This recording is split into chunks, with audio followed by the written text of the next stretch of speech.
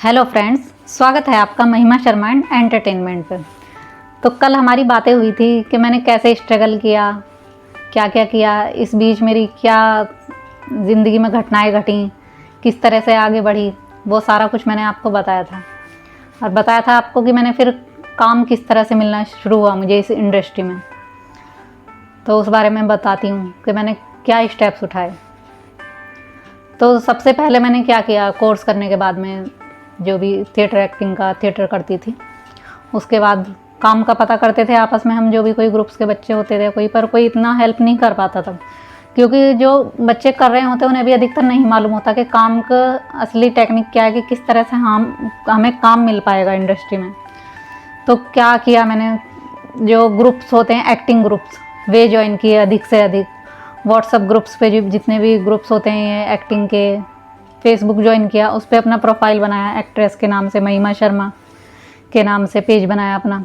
Industry के लोगों से कनेक्ट किया, ज़्यादा से ज़्यादा कनेक्शंस बनाए लोगों से, अपने फ्रेंड सर्कल अच्छा बनाया।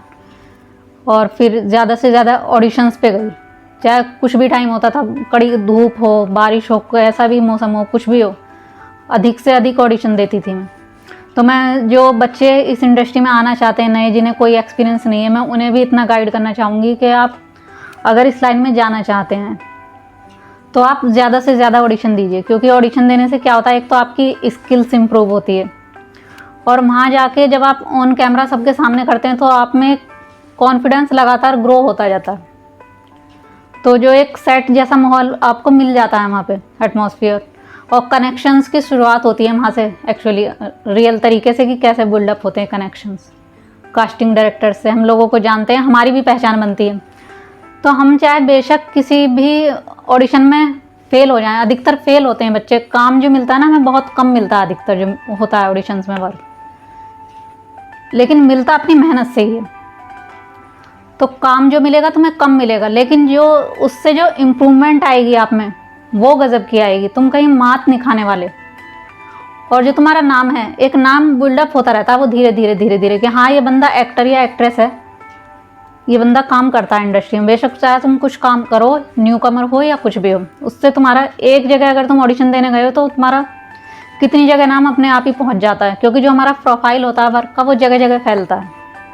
तो मैंने ऑडिशंस देने शुरू कर दिए, अपने पिक्स अपलोड करने शुरू किए। मैंने जो पिक्स करती थी मैं अपने बनाती थी, कोशिश करती थी कि अपने आप को वेल ग्रूम्ड मॉडर्न दिखा पाऊँ, लेकिन उतना कुछ मुझे नॉलेज नहीं थी, क्योंकि बेसिकली मैं घर से मैंने स्टार्टिंग की थी, कुछ ऐसा मॉडलिंग वगैरह शुरू में पहले की नहीं थी। तो जब मैं अपने पिक्स देखती थी FB पे, तो मुझे कुछ वो पसंद नहीं आते थे, खुद ही इन्फीरियरिटी कॉम्प्लेक्स मुझे महसूस होता था उन्हें देख के, कि यार उन लड़कियों के फ़ोटोज़ कुछ ज़्यादा अच्छे हैं बजाय मेरे। फिगर अच्छी है, मेकअप अच्छा है, ग्रूमिंग्स, वेल ग्रूम्ड हेयर है उनके, सभी कुछ। तो मैं सोचती थी मैं भी कुछ अजीब सा, हालांकि मुझे फैन फॉलोइंग शुरू से ही बहुत बढ़िया मिली। जब भी मैंने FB ज्वाइन करा था, स्टार्टिंग से ही काफ़ी लोगों ने मुझे लाइक किया, बहुत पसंद किया मेरा हर चीज़, पिक्स वगैरह। फिर भी मुझे ना अंदर से महसूस होता था कि मैं कुछ कमी है। तो फिर मैंने, जैसे हम ग्रूमिंग करते हैं फिर स्टार्टिंग अपना, जब इस लाइन में आ जाते हैं, तो मैंने फिर बॉडी शेपिंग के लिए जिम ज्वाइन किया। बहुत पसीना बहाया 2 साल तक, तो बिल्कुल ही कड़ी मेहनत करी अपनी शेप बनाने के लिए, बॉडी शेप। पहले थोड़ी मैं हैवी थी, तो उसे मेंटेन करने के लिए, शेप अप लाने के लिए, ये फेस भी थोड़ा मेरा वैसा था भरा हुआ, तो इसे V शेप में करने के लिए भी एक्सरसाइज, वॉइस चेंजिंग के लिए एक्सरसाइज, मतलब इतना कुछ के तुम्हें सर से पैर तक मतलब एक वेल ग्रूम्ड होना पड़ता है एक्टिंग लाइन के लिए मेनली। तो जिमिंग स्टार्ट की। जिमिंग में मैंने पूरा फुल डाइट प्लान अपना चेंज किया। पहले मैं डिपेंड रहती थी अधिकतर घर के फूड पे, घर का खाना खाती थी मैं, जो भी खाती थी 2 टाइम, या जैसे भी चाय वगैरह ज़्यादा पीती थी। तो ये सारी हैबिट्स कंट्रोल की। हेल्दी फूड के ऑप्शंस पे आई, ज़्यादा से ज़्यादा मैंने फ्रूट्स लेने शुरू कर दिए, सैलेड लेना शुरू कर दिया, अपना डाइट प्लान अच्छे से कैरी किया। ग्रूमिंग पे मैंने ध्यान दिया अपना, डांस क्लासेस ज्वाइन की, क्योंकि कहते हैं ना एक एक्टर में तो बहुत सारी खूबियाँ होनी चाहिए। एक सिर्फ एक्टिंग की खूबी से आप नहीं आने वाले, आपको बहुत सारी, जितनी आप सीख सकते हैं ज़्यादा से ज़्यादा स्किल्स सीखें। और साथ ही मैं ये भी कहना चाहूँगी कि आप स्किल्स सीखते ही ना रह जाएं, कोशिश भी लगातार करते रहें। ये नहीं सोचें, क्योंकि देखो दोस्तों एक बात बताऊँ, जो हमारी स्किल सीखने का मैटर है वो कभी ख़त्म नहीं होने वाला। पूरी होल लाइफ मरेंगे हम जब तक भी। तुम्हारा स्किल अगर करोगे ना, सोचो हम जब तक सीखते रहें तब भी वो ख़त्म नहीं होने वाली। तो उसके साथ ही साथ ना अगर आप ऑडिशंस भी देते रहो, अपना प्रोफाइल्स भी आगे सेंड करते रहो, तो ये भी बहुत अच्छा रहता है। तो मैंने जिम किया, धीरे धीरे शेपिंग में आनी शुरू हो गई। काफ़ी हैवी डाइट प्लान मैंने फॉलो किया, उसके लिए टाइट डाइट प्लान। फिर एक और इंसिडेंट हो गया मेरे साथ आगे। आप कहेंगे तो भगवान ही कर रहा था, क्या हो रहा था पता नहीं, मैं समझ में नहीं आया उस टाइम मेरे एकदम से क्या हुआ मेरे साथ। कि जैसे ही मैंने ज़्यादा जिमिंग वगैरह करी, पता नहीं किस रीज़न से, वो क्या रीज़न हुआ, मेरा फेस पूरा पिंपल्स से भर गया बहुत ज़्यादा। कि मैं उस टाइम इतना ज़्यादा डिप्रेशन में आ गई कि मतलब बाहर में जा नहीं सकती थी, घर से भी नहीं निकल सकती थी एकदम से। मतलब कोई देखता था, अनजान बंदा देखते थे, इसका चेहरा तो ठीक था, एकदम से क्या हो गया, इतना लाल हो गया चेहरा अजीब। मतलब 2 साल तक मैंने पूरा वो पेन सहा, मानसिक और शारीरिक दर्द होता था चेहरे पे काफ़ी। शूट्स मिलने स्टार्ट हुए तो फिर मेरा चेहरा बिगड़ गया। कुछ ऐसी घटना हुई जिससे कुछ अपने ही नज़दीकी लोग भी मजाक उड़ाते थे, ये कहते थे भगवान तो इससे चाहता ही नहीं काम कराना, देखो नहीं चाहता ना तभी तो इसका चेहरा बिगड़ गया, ये कभी काम ही नहीं कर पाएगी। तो मेरे पूरे 2 साल घर में बैठकर मेरे वेस्ट गए। पर दोस्तों मैंने तब भी हिम्मत नहीं हारी। मैंने कहा कभी तो सही होगा, चाहे कैसा भी होगा, अगर चेहरा खराब है मैं तभी भी करूँगी, करना ज़रूर है। मैं करती रही।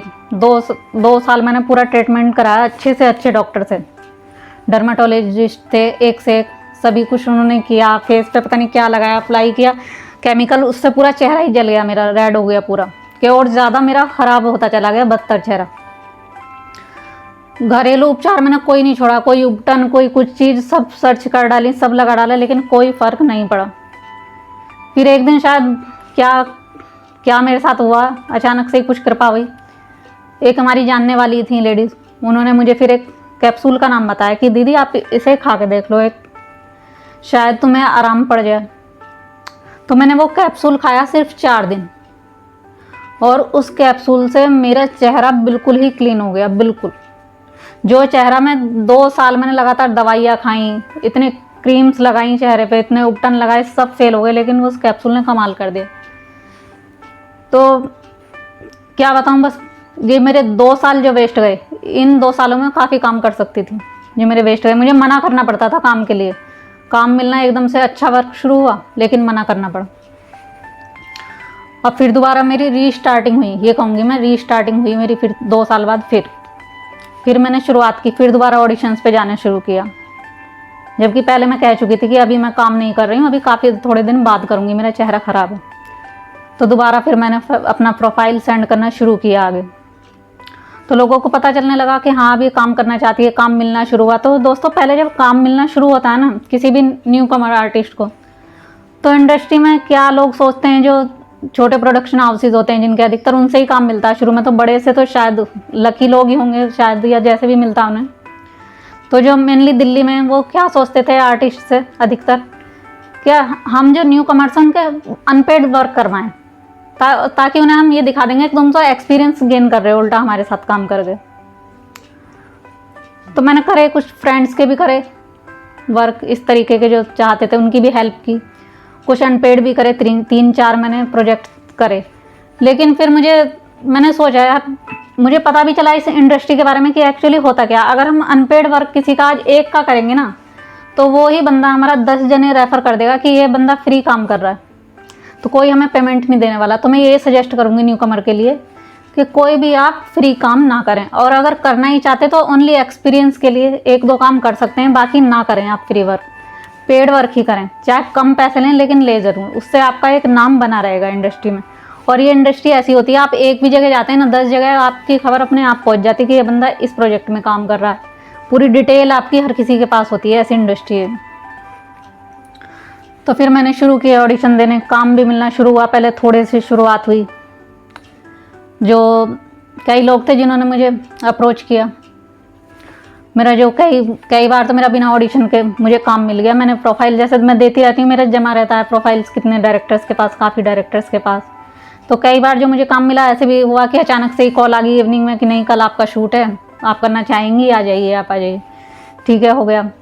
मूवी के लिए दिया मैंने ऑडिशन, मुझे मालूम नहीं था कि इतनी बड़ी मूवी है, जो मेरा एक्सपीरियंस है मूवी के बारे में ऑडिशन देने का रूही के लिए। तो मैं गई थी यहाँ दिल्ली में ऑडिशन देने के लिए। तो ऑडिशन में गई, जब मैं दिया और जो कास्टिंग डायरेक्टर थे उन्होंने देखते ही बुला लिया कि हाँ ठीक है आप दो, शायद मेरा फेस मैच कर रहा होगा। मैंने दिया ऑडिशन। उन्होंने जो ऑडिशन लिया मेरा, कम से कम मेरे से 25-30 बार लगातार वो ऑडिशन लिया, एक ही ऑडिशन, जिसमें मुझे घोस्ट का वो करना था कि एक लड़की है जिस पे घोस्ट का ने कुछ असर कर दिया, घोस्ट आ गया उसके ऊपर, तो वो कुछ एक्टिंग करनी थी मुझे। तो वो 25-30 बार मेरा ऑडिशन हुआ कि मैं थक चुकी थी, लेकिन जुनून सवार था मेरे सर पे, क्यों नहीं करना है, चाहे कुछ भी हो जाए। बहुत ज़्यादा गर्मी भी थी, सब कुछ था। तो उन्होंने क्या बोला, तुम जितने भी आए इन्हें बताते जाओ किस तरह से कर रहे हैं, औरों को गाइड कर दो। ठीक है, मुझे कोई बात नहीं, क्योंकि मुझे तो काम करना था, काम में मज़ा आता था। मैंने उन्हें भी गाइड किया, और लड़कियाँ जो दे रही थी ऑडिशन, जबकि मुझे उम्मीद भी नहीं थी ऐसी कि शायद मेरा आ जाए। उम्मीद इसलिए नहीं थी क्योंकि जो वहाँ कई आर्टिस्ट आ रहे थे वो सीनियर आर्टिस्ट थे मेरे से काफ़ी, जिन्होंने मेन कैरेक्टर्स भी कर रखे थे थिएटर प्लेज में, NSD से थे काफ़ी, कई साल का जिन्हें एक्सपीरियंस था, जबकि मैंने थोड़ा ज़्यादा प्लेज वगैरह इतने नहीं किए थे उनके मुकाबले में। मुझे उम्मीद नहीं थी, फिर भी मैंने अपने पूरी ईमानदारी के साथ ना वर्क किया। तो ठीक है, उसका भी कॉल आ गया एक दिन से अचानक में, मई के महीने की बात है। कॉल आया मुझे कि आप महिमा बात कर रही हैं? कि हाँ महिमा बात कर रही हूँ, कि मैं बोल रहा हूँ कास्टिंग डायरेक्टर, आपका मूवी में सिलेक्शन हो गया। मैं बहुत खुशी हुई। तो उस दिन से मुझे इस बात का एक्सपीरियंस हुआ कि मूवी के लिए कैसे कास्टिंग होती है, क्या रियलिटी होती है। कई बार जो हम इतना न्यूज़पेपर्स में, इतना और जगह, इतने सोशल साइट पर सुन लेते हैं ना गलत सलत कि कास्टिंग काउच, ये सब गर्ल्स के लिए सब, ये इंडस्ट्री ठीक नहीं है, ये सब। ये दोस्तों, मैं आपको एक एक एक्सपीरियंस अपना लाइफ का जो होता है ना, गर्ल्स के लिए भी किस तरह से सेफ रहना है, या किस तरह से लोग आपको मीटिंग्स पर बुलाते हैं, और जो एक्चुअली मीटिंग्स होती ही नहीं, वो आपका पागल बनाते रहते हैं। सिर्फ लड़के हों या लड़की, उनका भी, लड़कों का भी पागल बनाया जाता है। ऐसा नहीं कि लड़कियों का ही सिर्फ बनाते हैं, लड़कों से बहुत से लोग पैसा वसूलना चाहते हैं कि वो हमें पैसे दें, इस बहाने से हम उन्हें कहेंगे कि हाँ हमारी शूटिंग तब से स्टार्ट है, आप आ जाइए।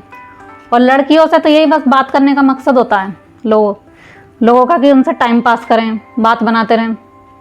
तो इसीलिए आपको जो आगे की वीडियोज़ होंगी, मैं उनमें आपको स्टेप बाय स्टेप एक एक पॉइंट पे समझाऊंगी कि एक्चुअली इस इंडस्ट्री की सच्चाई है क्या। बहुत सी लड़कियों को शुरू में इसी बात से लेकर डर जाती हैं कि छोटे कपड़े पहनने पड़ते हैं शायद अगर इस इंडस्ट्री में जाना तो, लेकिन ऐसा नहीं है।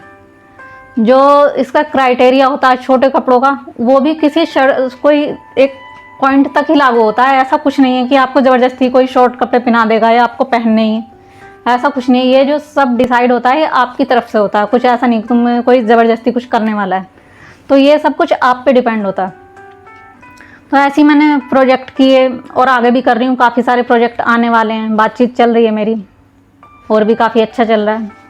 अब देखो कहाँ तक बात पहुँचती है, बताती हूँ मैं आपको आगे फिर क्या क्या करते हैं। ठीक है दोस्तों, अपना ख्याल रखिए, हंसते रहिए, मुस्कुराते रहिए। मिलते हैं फिर नेक्स्ट बार। ठीक है, बाय बाय।